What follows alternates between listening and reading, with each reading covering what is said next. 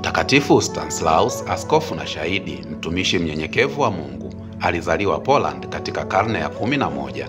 Sehemu kubwa ya maisha yake alijitolea kwa kanisa na watu, akiwaongoza kwa huruma na imani isiyotetereka.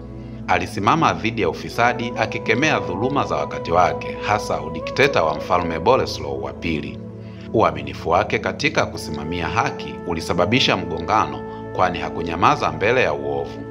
Kwa bahati mbaya, ujasiri wake ulimgharimu maisha. Alikufa kama shahidi, akitetea utakatifu wa kanisa na heshima ya waumini. Urithi wake unaendelea, ukihamasisha roho nyingi kusimama imara katika imani zao.